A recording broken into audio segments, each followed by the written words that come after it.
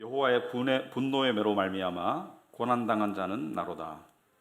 나를 이끌어 어둠 안에서 걸어가게 하시고 빛 안에서 걸어가지 못하게 하셨으며 종일토록 손을 들어 자주자주 나를 치시는도다. 나의 살과 가죽을 쇠하게 하시며 나의 뼈들을 꺾으셨고 고통과 수고를 쌓아 나를 애우셨으며 나를 어둠 속에 살게 하시기를 죽은 지 오랜 자 같게 하셨도다. 나를 둘러싸서 나가지 못하게 하시고 내 사슬을 무겁게 하셨으며 내가 부르짖어 도움을 구하나 내 기도를 물리치시며 다듬은 돌을 쌓아 내 길들을 막으사 내 길들을 굽게 하셨도다. 그는 내게 대하여 엎드려 기다리는 곰과 은밀한 곳에 있는 사자 같으사 나의 길들로 치우치게 하시며 내 몸을 찢으시며 나를 적막하게 하셨도다.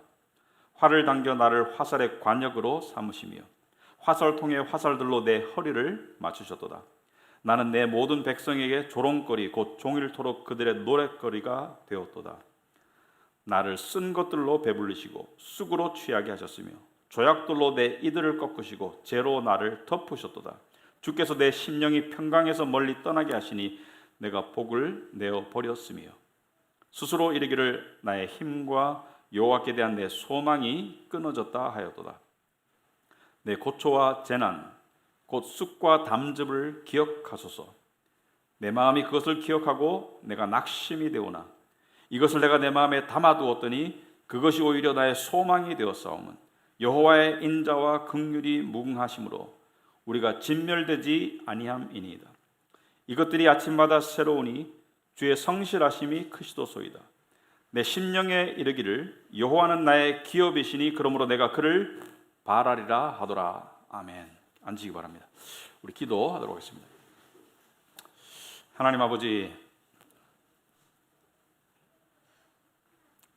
오늘 설교가 여호와를 찾으라라는 어떻게 보면 아주 일반적인 상투적인 제목입니다만은 우리에게 가장 필요한 일이라고 생각합니다.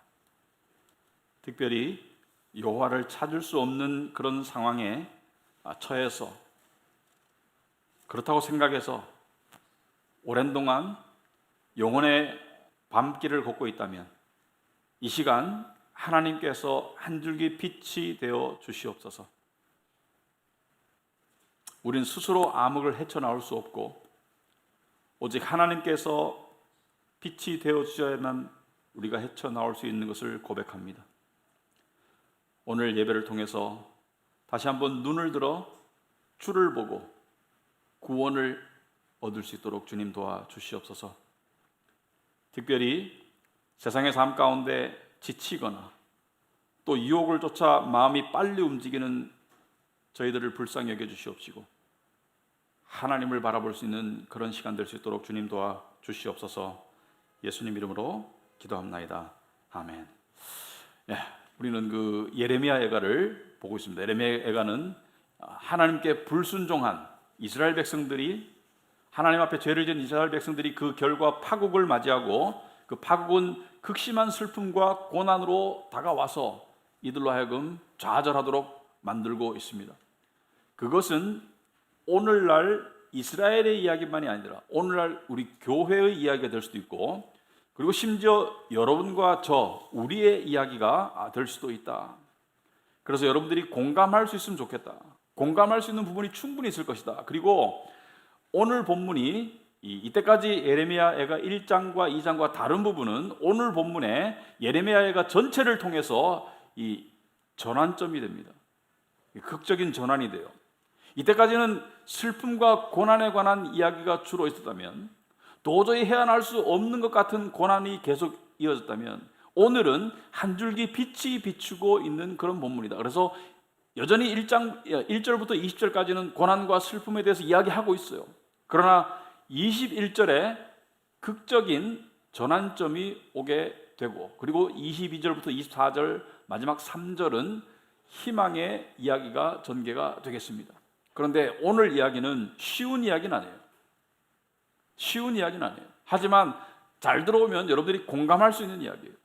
그래서 이 오늘 이야기를 통해서 21절에서 어떤 반전이 일어나는가, 그리고 왜 일어나는가?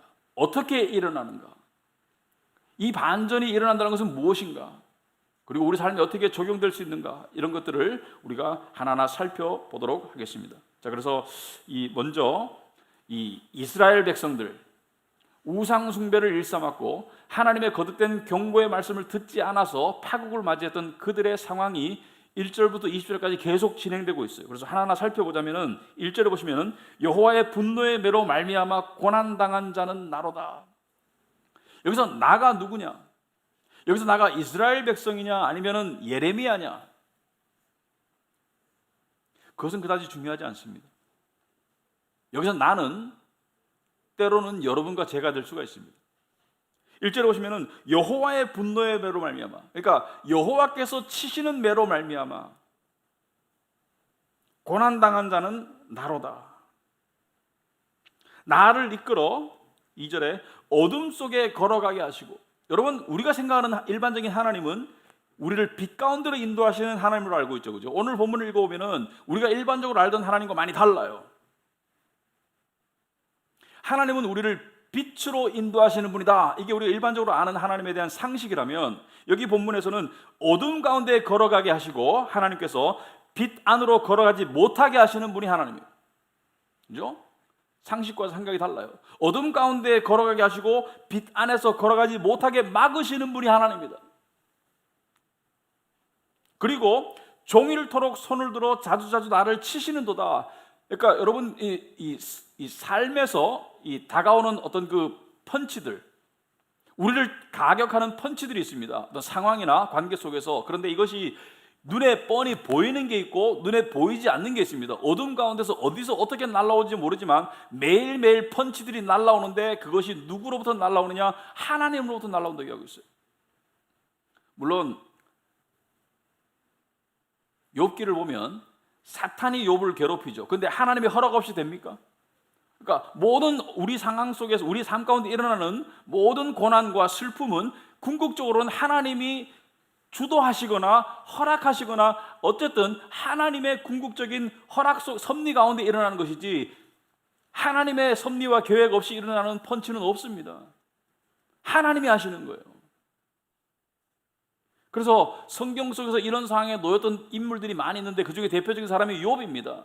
근데 욥과 이스라엘 백성이 다른 것은, 이스라엘 백성들은 자기들의 죄에 의한 결과이고 욥은 하나님께서 자랑하셨던 의로운 삶을 살았는데 똑같은 비슷한 슬픔과 고난과 이해할 수 없는 어둠 속에 갇혀있고 빛으로 나가지 못했고 인생의 펀치들을 많이 맞았어요. 그래서 욥이 뭐라고 말합니까? 욥기 23장 8절 보시면, 그런데 여기서 말하는 그런데는 내가 하나님에 관해서 아무리 따지고 생각해 봐도 도저히 이해할 수 없고 이건 도저히 납득할 수 없는데, 내가 앞으로 가도 그가 아니 계시고 뒤로 가도 보이지 않는다. 앞으로 가도 하나님이 안 계시고 뒤로 가도 안 보이고 그가 왼쪽에서 일하시나 내가 만날 수 없고 그가 오른쪽으로 돌이키나 배울 수 없도다. 무슨 말이냐면은 하나님이 역사하시는 것은 알겠는데 하나님이 어디 계신지 내가 찾아지지가 않는다는 것이죠. 여러분, 이것은 신앙의 상식을 벗어나는 것이죠. 우리가 알고 있는 신앙의 상식은 하나님을 찾으면 만나리라가 신앙의 상식인데 하나님을 찾는데 안 만나지는 거예요. 앞으로 가도 없고 뒤로 가도 안 보이는 거예요. 암담한 상황인 거예요. 이것을 어떤 사람들은 영혼의 신앙의 암흑 상태다, 신앙의 암흑 상태다, 그리고 신앙적인 상식이 통하지가 않아요. 그래서 이러한 지금 상황에 놓여있는 지금 저자는 이렇게 표현하고 있습니다. 4절에 보시면은 나의 살과 가죽을 쇠하게 하시며 나의 뼈들을 꺾으셨다. 누가? 하나님이. 살과 가죽을 쇠하게 한다는 것은 요즘 말로 말하면은 이 고통이 심해가지고 고난이 심해가지고 또 병이 들어가지고 몸이 빼짝 마르고 이렇게 피부에 윤기도 없고 얼굴이 사색이 되었다, 이런 표현이고, 뼈를 꺾으셨다는 것은 뭐 척추나 관절에 이상이 온 것 같이 인생에 희마리가 없고 꼬꾸라져 쓰러지는 것을 이야기하죠. 그리고 5절에 보시면은 고통과 수고를 쌓아 나를 애우셨도다. 이게 전부 다 이 하나님의 징계의 언어들이죠. 고통과 수고를 쌓아서 나에게 한꺼번에 쏟아붓는다. 여러분 생각해 보시면은 우리가 어떤 고난은 어떤 이 바다에 우리가 빠졌을 때 어떤 파도는 우리가 헤쳐나와서 일어날 수 있는데 한꺼번에 쏟아부으면 우리가 일어날 수가 없죠. 그러니까 하나님께서 마치 고통과 고난을 쌓아서 망대로 쌓아서 나에게 한꺼번에 무너뜨려서 나를 덮치시는 것 같다. 두 가지를 말합니다. 여러 가지 고난이 한꺼번에 왔고 그리고 도저히 헤어날 수 없다. 근데 누가 이렇게 하고 있다? 하나님이. 그래서 6절에 어떻게 됐어요? 그 결과 나를 어둠 속에 살게 하시기를 죽은 지 오랜 자 같게 하셨도다. 고통과 고난과 슬픔 가운데 그 어둠 속에 있은 지가 오래되어서 이미 죽은 것 같다. 이미 생기가 없고 이미 살 맛이 없고 죽은 지 오래된 자 같게 나를 만드셨다. 여러분, 이스라엘 백성은 죄의 결과이지만 욥은 죄와 상관없이 거의 비슷한 상황을 겪었었습니다. 7절에 보시면은 계속해서 나는 이렇게 얘기하죠. 나를 둘러싸서 나가지 못하게 하신다. 그러니까 무엇으로 둘러쌌어요? 고난으로 둘러싸서 나갈 길이 없다. 이스라엘 백성도 마찬가지고 욥도 마찬가지예요. 제가 왜 자꾸 이스라엘 백성과 욥을 이야기하냐면은 어떤 고난은 스스로 자초한 인과관계가 성립이 됩니다. 이스라엘의 우상 숭배가 성립이 돼요. 여러분도 살다 오면 이 고난이 나에게 왜 왔을까? 아마도 이것 때문에 온 것 같아라고 인과관계가 보이는 고난이 있는데 어떤 고난은 도저히 납득이 되지 않고 받아들일 수 없는 수용하고 싶지 않은 고난이 있어요. 그냥 나에게 퍼부어진 고난은 나의 어떤 잘못, 물론 근본적으로 내가 죄인이지만 나의 어떤 잘못과 관계없이 나에게 쏟아지는 고난인데 도저히 감당이 안 된 고난이 있을 수가 있습니다. 믿는 사람의 삶에서도. 욥에게 있었듯이. 그런데 나를 둘러싸서 나가지 못하게 하시고 누가? 하나님이. 그리고 내 사슬을 무겁게 하셨으며 사슬이 무겁다는 것은 내 발에 걸린 족쇄가 무거워가지고 발걸음을 못되게 하시고 하나님이. 그리고 내가 부르짖어 도움을 구하나 내 기도를 물리치시며. 무슨 말입니까? 우리가 아는 상식의 하나님은 나를 찾으라 그러면 만나리라 이것이죠, 그죠? 기도하라 그러면 하나님께서 응답하실 것이다. 그런데 여기는 뭐예요? 기도를 물리치신다. 누가? 하나님이. 이스라엘의 기도는 왜 물리쳤을까? 우상 숭배의 죄가 길었기 때문에 당분간 하나님이 기도를 안 들으시겠지. 납득이 되죠. 욥의 기도는 왜 물리치셨나? 욥은 자기의 고난에 대해서 이유를 말해달라고, 또는 고난을 없애달라고, 차라리 안 태어나면 좋았을 텐데라고 하소연하는데 하나님이 왜 기도를 물리치셨나? 시적인 표현이지만은 굉장히 아주 적나라하고 멋있는 표현이죠. 9절에 보면은 다듬은 돌을 쌓아 내 길들을 막으셨다. 여러분, 길을 막는데도 방법이 있어요. 그냥 돌멩이 하나 툭 던져서 막는 방법이 있습니다. 그러면 넘어가면 돼요. 근데 다듬은 돌이라는 것은 의도해서 높이 쌓아서 도저히 무너뜨릴 수 없도록, 도저히 앞으로 나갈 수 없도록 다듬은 돌을 쌓아서 내 길들을 막으셨다는 것은 하나님이 막은 길을 네가 어떻게 뚫겠느냐? 뚫을 길이 없어요. 여러분, 길을 열어달라고 기도했는데 길이 더 막히는 경험 해본 적 있습니까? 하나님께 길을 열어달라고 했는데 길이 더 막히는 경험을 해본 적 있습니까? 내 길들을 굽게 하셨도다. 하나님은 길을 펴주시는 분인 줄 알았는데, 길을 바르게 해주시는 분인 줄 알았는데 길들을 굽게 하셨다. 여러분, 우리가 일반적으로 아는 상식의 하나님, 우리가 원하는 하나님은 시편 23편의 하나님입니다. 여호와는 나의 목자시니 내게 부족함이 없으리로다. 이게 우리가 아는 상식의 하나님이고 우리가 원하는 하나님이에요. 그가 나를 푸른 풀밭에 누이시며 쉴 만한 물가로 인도하시는도다. 나를 인도하시는 하나님, 나에게 공급하시는 하나님, 내 영혼을 소생시키시는 하나님, 의의 길로 인도하시는 하나님, 이게 우리가 알고 있는 상식의 하나님이고 우리가 원하는 하나님인데 오늘 예레미야에 나오는 나의 하나님은 그런 하나님이 아니라 나의 길을 막으시는 하나님, 나를 팽개치시는 하나님, 나를 광야로 이끄시는 하나님, 나를 죽이시는 하나님. 여러분, 그런 하나님을 경험해 본 적 있습니까? 아니면 지금 경험하고 있습니까? 벗어나고 싶은 상황이 있는데, 해결하고 싶은 문제가 있는데, 일어나기를 간절히 원하는 무엇이 있는데 오히려 하나님은 무관심하시고 거꾸로 가시고, 그리고 하나님이 나를 위하는 분이 아니라 마치 나를 대적하는 원수처럼 느껴지는 그런 때가 있습니까? 차마 입 밖으로 내 뱉기가 곤란하지만 내 마음속에 내 마음속에 진짜 느끼는 생각하는 하나님은 성경에 나오는 은혜의 하나님이 아니라 나를 미워하신다고 느끼는 적이 있습니까? 그렇게 느껴지는 때가 있다면 여러분은 정상인입니다. 비정상이 아니고.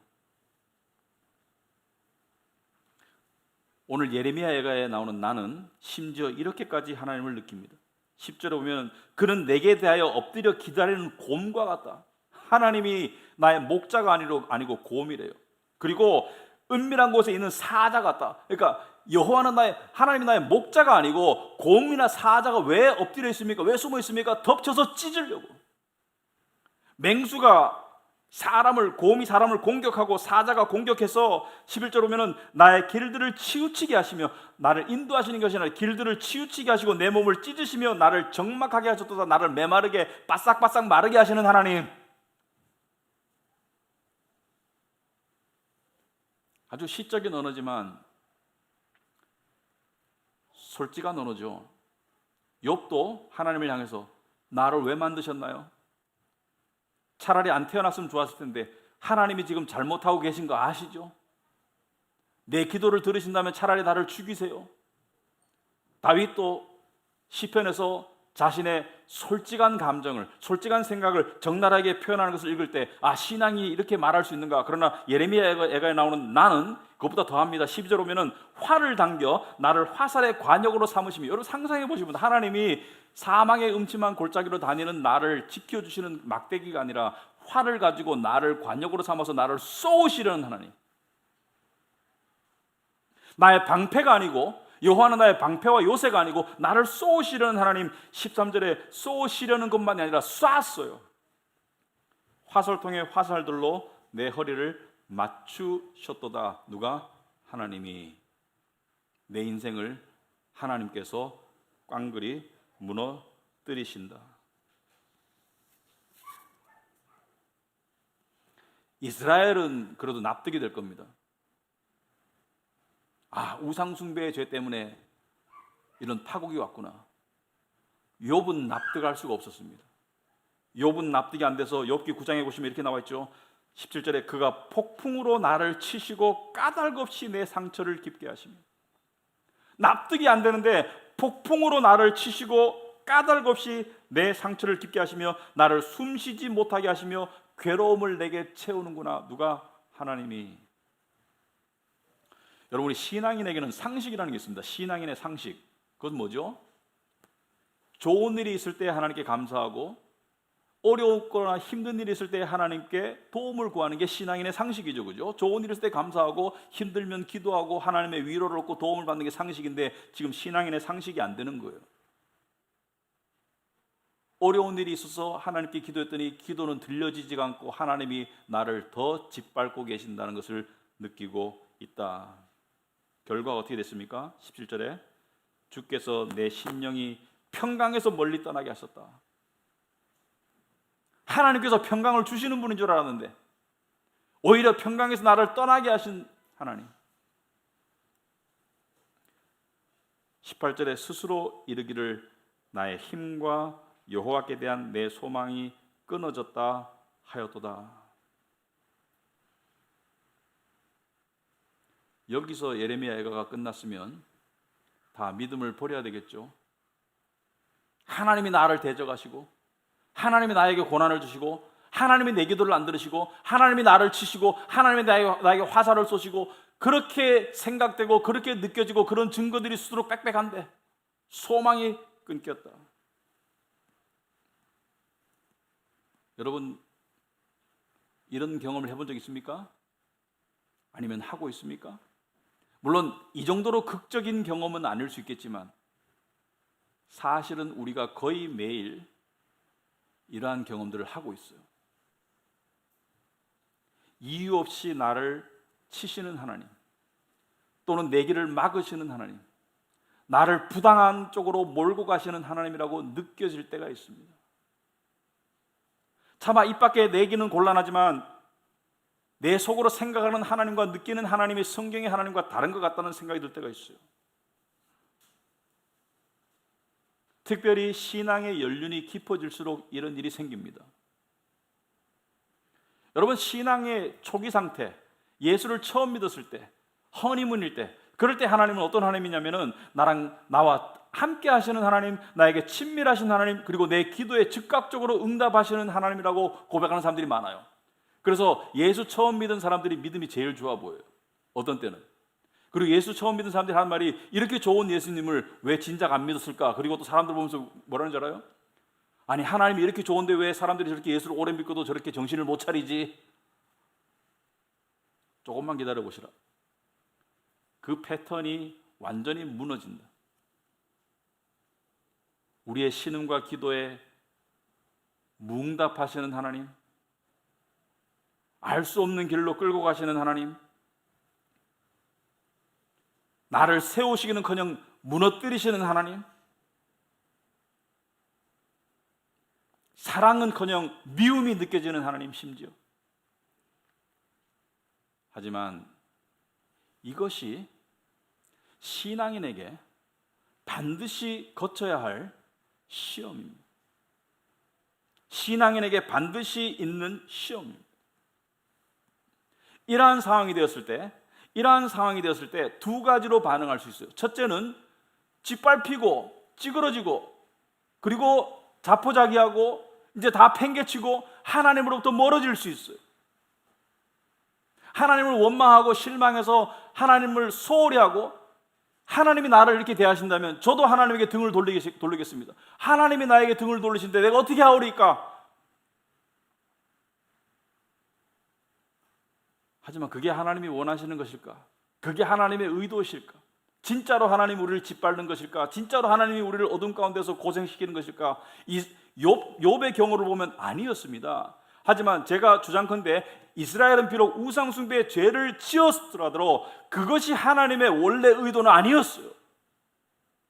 비록 그들로 하여금 죄의 결과 때문에 극한 고통과 슬픔 가운데 처하게 하셨지만 그것이 하나님의 궁극적인 의도는 아니었어요. 하나님이 무엇을 원하셨을까? 하나님이 원하시는 것을 한마디로 말하면 믿음입니다. 믿음.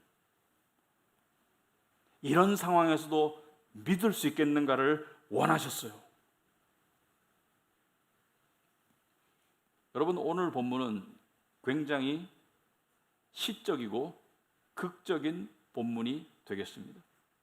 극적이라는 것은 이때까지 가지고 있던 생각과 느낌에 반전이 오는 그러한 순간이 와요. 그것이 21절에 옵니다. 그런데 19절부터 살펴보면 이 예레미야가 나는 이렇게 말하고 있습니다. 내 고초와 재난 곧 쑥과 담즙을 기억하소서. 이때까지는 자기가 가지고 있는 생각과 상황과 느낌을 표현했다면 이제 기도로 바뀌는 것이죠. 고초와 재난 곧 쑥과 담즙을 기억하소서. 쑥과 담즙은 쓴 것을 말합니다. 뭐 상황의 힘듦이나 관계의 배신이나 어떤 걸 통해서 내가 느끼는 그 쑥과 담즙은 더 할 수 없는 쓴 고통을 말하죠. 이것을 기억하소서. 그리고 또 하나 하나님께 기도하는 것은 내 마음이 그것을 기억하고 내가 낙심이 되는 것도 알아주소서. 근데 21절에 굉장히 이상한 말씀이 나와요. 여기서 말하는 이것은 뭐예요? 이 쑥처럼 쓰디 쓴 고난과 고초와 그리고 하나님께로부터 버림받은 것 같은 그 느낌과 생각을 내 마음에 담아 두었더니 무슨 말입니까? 오랜 기간 숙성시켰더니 그것이 오히려 나의 소망이 되었다고 하면서, 그것이 어떻게 오히려 나의 소망이 되어서 22절부터 24절 마지막 3절은 앞의 내용과 완전히 다르죠. 어떤 내용입니까? 22절 보시면은 여호와의 인자와 긍휼이 무궁하시다. 갑자기 앞에서는 하나님이 나를 어둠에 가두시고 나를 버리시고 나를 짓밟으시고 나를 찢으시고 나를 외면하시는 하나님이었는데 여호와의 인자와 긍휼이 무궁하시고 우리가 진멸되지 아니할 것이고, 23절에 이것들이 여호와의 인자와 긍휼이 아침마다 새롭고 주의 성실하심이 크고, 그래서 24절에 내 심령에 이르기를 여호와는 나의 기업이시니 그러므로 내가 그를 바라리라 하도다. 어떻게 이렇게 다를 수 있을까? 어떻게 이렇게 변덕이 될 수 있을까? 어떻게 이렇게 전환이 올 수 있을까? 왜 그럴까? 그 핵심이 21절에 담겨 있어요. 21절을 보시면은 그 이유를 알 수 있는데, 여러분이 21절을 그냥 읽어서는 모릅니다. 21절 보시면은 이것을 내가 마음에 담아 두었더니, 이것이라는 것은 내가 지금 가지고 있는 고난, 고통, 욥의 경우를 따지자면 배신 또는 하나님으로부터 철저히 버림받고 외면받음을 마음에 담아 두었더니, 지극한 슬픔과 고통을 마음에 담아 두었더니 그것이 뭐로 변했어요?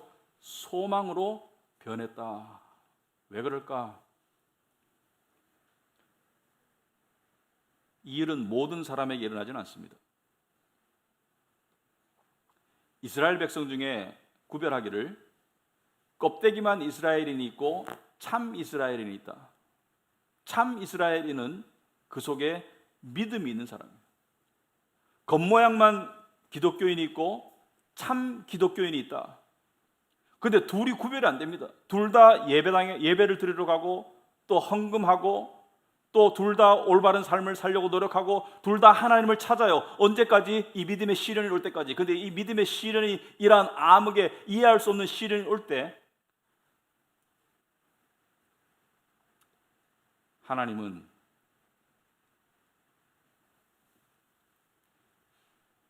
여러분 뭔가를 숙성시킨다는 거. 대부분의 오래된 문화 속에는 숙성의 문화가 있습니다. 우리는 김치가 있고 홍어가 있어요. 스페인에 가면은 하몽이라는 돼지고기가 있습니다. 근데 뭔가를 숙성시킨다는 거. 또는 성경의 표현을 빌자면은 도가니는 은을, 풀무는 금을 연단한다는 거. 금을 연단하는, 풀무의 열을 가해서 금을 연단한다는 것은, 금이라는 것은 불순물과 섞여 있죠. 원석 자체는. 근데 열을 가하면 불순물이 끌어올라서 막 또 올라와요. 그러나 그 불순물이 어느 정도 시간이 돼서 제거되면 순금이 올라오죠. 그 순금을 성경에서는 정금 같은 믿음이라고 그러죠. 고난과 슬픔은 우리의 영혼의 불순물을 씻어내고, 그리고 우리의 육신의 자만과 교만과 우상숭배를 제거하는 효과가 있습니다. 그럴 때는 하나님의 도우심과 함께하심이 느껴지지 않아요. 왜?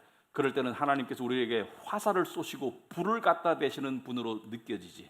그러므로 나를 아프게 하시는 하나님, 나를 괴롭게 하시는 하나님, 나의 고통을 외면하시는 하나님으로 느껴지지만, 하나님은 여전히 우리 안에서 정금 같은 믿음을 만들어 가시는 것이다. 그것이 21절의 내용입니다. 내가 이것을 마음에 담아 두었다는 것은 그 연단의 시간, 풀무불이 나에게 주어지는 시간 또는 숙성의 시간을 통해서 나의 영혼이 씻겨지고 내 안에 있는 세상을 향한 불순물들, 그 불순물들이 제거되니까 내 안에서 무엇이 발견되는 거예요? 정금 같은 믿음이 나타나더라. 욥이 이것을 뭐라고 표현했습니까? 욥이 욥기에 보면 욥기 23장 10절에 내가 가는 길을 그가 아시나니 그가 나를 단련하신 후에는 내가 순금같이 되어 나올 것이다. 여러분, 이 믿음의 핵심이 바로, 우리가 믿음으로 바라봐야 될 하나님이 바로 언약의 하나님입니다. 신학적으로 말하면 언약의 하나님입니다. 여러분, 언약의 하나님이 뭐죠? 언약의 하나님은 오늘 1절부터 20절까지 표현한 모든 내용에 해당되지 않는 하나님이에요. 오늘 1절부터 20절까지의 모든 내용은 내가 느끼는 하나님이에요. 하지만 실제 하나님은 언약의 하나님이에요. 비록 하나님이 나의 원수처럼 보이고 나를 찢는 것처럼 보이고 나를 어둠 가운데 가두는 것처럼 보이고 나에게 고난을 주시는 것처럼 보일지라도 우리가 믿음의 눈으로 바라보면 언약의 하나님은 절대로 우리를 향한 당신의 생각과 느낌과 당신의 의도를 절대로 바꾸지 않는 사랑의 하나님이 맞다. 은혜의 하나님이 맞다. 긍휼의 하나님이 맞다. 그것이 언약의 하나님입니다.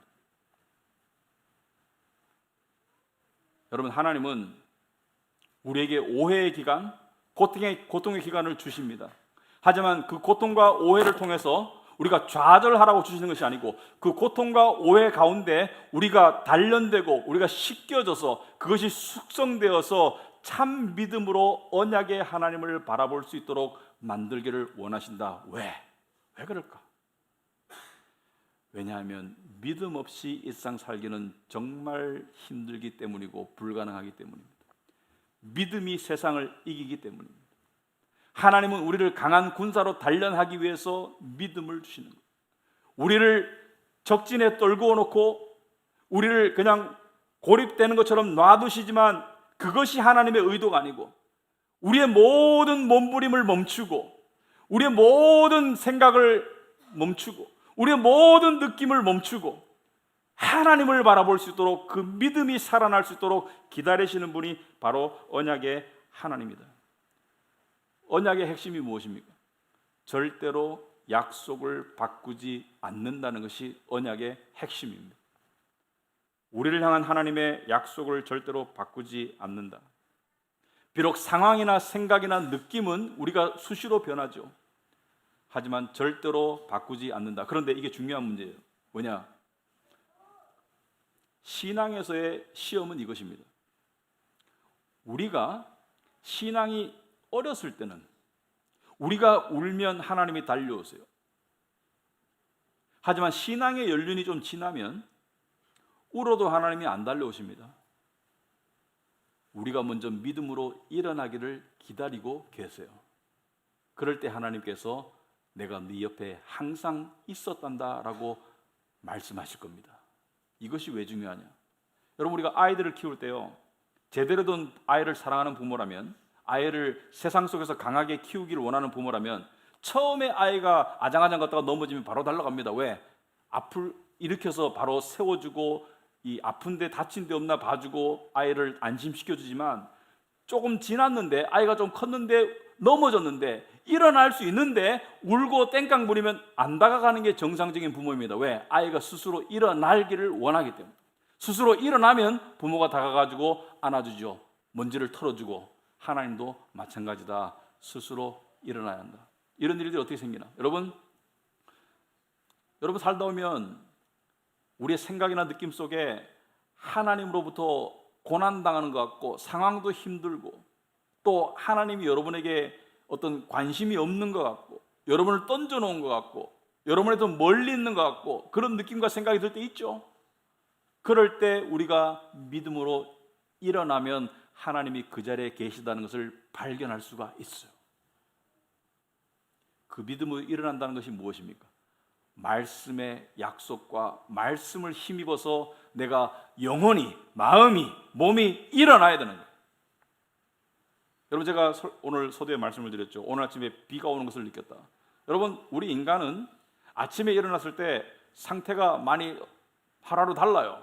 저는 오늘 아침에 일어났을 때 어제 좀 일을 많이 했는지 어떤지 모르겠지만 몸이 피곤하고 찌뿌둥하고 이런 유혹이 들었습니다. 내가 목사가 아니라면 오늘 교회 늦을 것 같다. 그런데 아침에 일어났을 때 맞아, 오늘 힘들어. 마음도 하나님을 예배하고 싶은 마음이 없어. 그런 마음에 계속 나를 내버려 둔다면 어떻게 될까요? 나는 그렇게 살아갈 것입니다. 하지만 오늘 아침에 제가 시편 33편을 읽고 하나님의 말씀은 의로우시고 그리고 하나님은 신실하시고 하나님은 나에게 구원을 베푸신 하나님이고 그러므로 하나님은 예배받기에 합당하신 분이고 그런 것을 내가 생각하고 기억함으로 내가 일어나니까 하나님께서 힘을 주시더라고요. 여러분, 우리는 세상에서 얻어 터질 때가 많아요. 하지만 우리는 믿음으로 일어나야 합니다. 때때로 그 얻어 터짐의 시간이 길 수도 있습니다. 하지만 여러분이 참다운 하나님의 백성이라면 하나님께서는 결국에는 믿음을 통해서 여러분이 일어나도록 기다리시고 만드실 겁니다. 그것이 언약의 하나님입니다.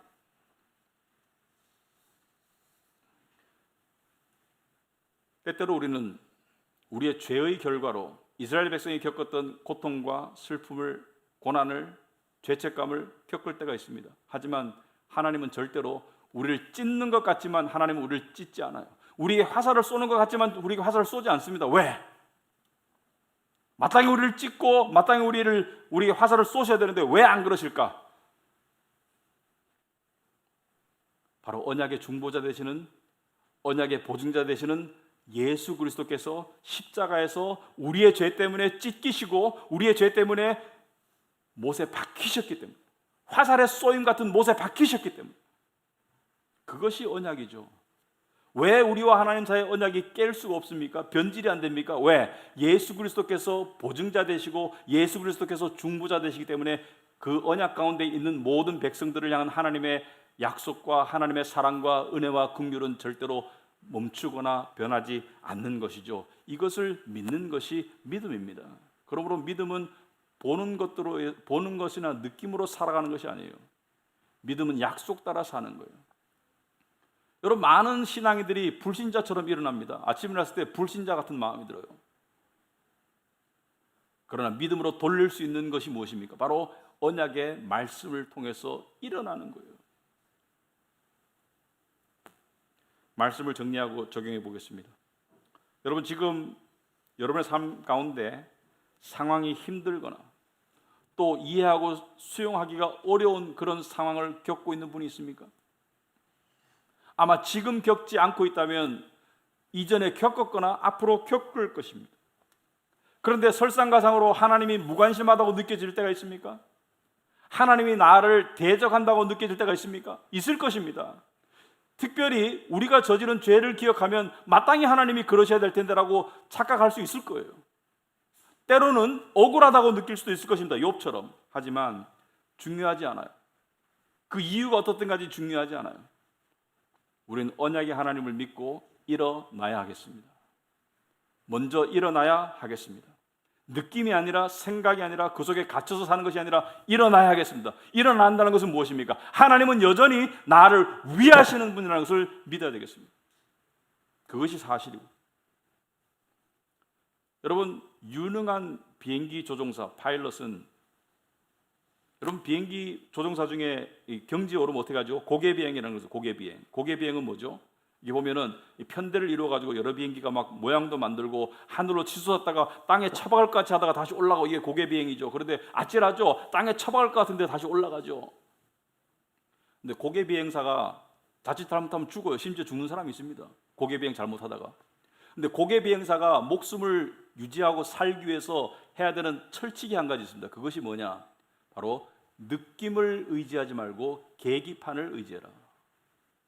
느낌은 비행기가 올라간다고 느낄 때 당겨서 내려가야 되고, 비행기가 내려간다고 생각할 때 당겨서 올라가야 되는데, 느낌으로 하다가 자칫 잘못할 수가 있어요. 비행기는 쳐박고 있는데 올라간다고 생각하고 밑으로 누르면, 기아를 밑으로 누르면, 핸들을 누르면 자기는 쳐박아 죽는 거예요.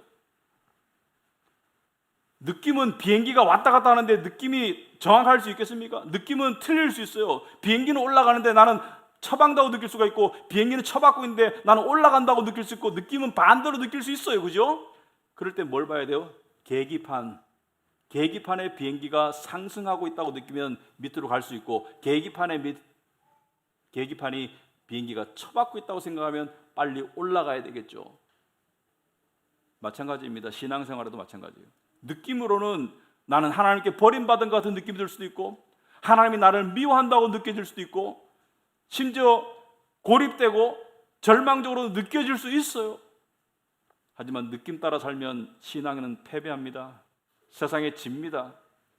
세상은 우리를 매일매일 공격하고 우리의 느낌과 생각을 통해서 우리를 정복하려고 매일매일 세상은 우리를 괴롭히고 있어요. 우리의 육신과 더불어서. 그럴 때 우리가 무엇을 바라봐야 됩니까? 신앙인의 계기판은 말씀의 약속이에요. 하나님은 신실하신 분이 맞습니다. 하나님은 우리의 목자가 맞습니다. 신앙생활이 연륜이 좀 되신 분들은 이것을 깨달아야 합니다. 하나님은 우리가 믿음으로 걸음걸이를 먼저 떼기를 기다릴 때가 많습니다. 그 걸음걸이를 뗄 수 있어야 합니다. 그러지 않고 느낌이나 생각이나 어떤 그런 자기 연민이나 이런 거에 빠져들기 시작하면 걷잡을 수 없어요. 헤어날 수 없어요. 소위 말해서 비참한 신앙인이 됩니다. 차라리 안 믿었으면 더 행복할 것 같아요. 그런 신앙인이 됩니다. 하지만 세상의 행복의 순서는 하나님의 자녀가 가장 위에 있는 게 맞아요. 그러나 조건이 있습니다. 믿음으로 살아갈 때.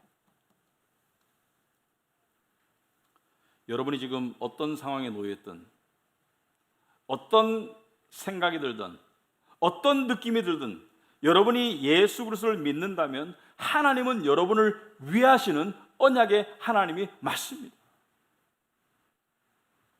이번 주에 이 말씀을 한번 묵상해 보시기 바랍니다. 우리가 마음으로 하나님이 정말로 나를 위하시는 분인가라는 것을 우리가 스스로 바꿀 수 없습니다. 하지만 말씀이 그렇게 바꿔줄 수 있습니다. 로마서 8장 31절에 되겠습니다. 그런즉 이 일에 대하여 우리가 무슨 말하리요? 만일 하나님이 우리를 위하시면 누가 우리를 대적하리요? 하나님은 여러분을 위하시는 분이에요. 누가 여러분을 대적하겠습니까? 하나님이 나를 위하시는 분이다. 물론 나의 온갖 허물과 죄에 따르면 하나님같이 거룩한 분이 나를 위해서는 안 되죠. 그러나 하나님이 나를 여전히 위하시는 분인 이유가 있습니다. 바로 예수 그리스도 때문에. 예수 그리스도 때문에. 예수님이 우리와 하나님 사이의 언약의 중보자이시고 보증자 되신다는 것을 다시 한번 새기기 바랍니다. 그래서 자꾸 일어나시는 연습을 하기 바랍니다. 독수리 날개쳐 올라감 같이 자꾸 영혼이 비상할 수 있는 길을 찾기를 바랍니다. 그것이 바로 진리의 말씀을 통한 힘을 공급받는 거예요. 진리의 말씀을 통한 약속을 상기하는 거예요. 그래서 하나님은 절대로 우리의 삶을 망치려는 분이 아닙니다. 하나님은 우리가 이룰 수 없는 믿음의 경지로 데려가시고 계시다는 것을 믿기 바랍니다. 아멘. 기도하시겠습니다.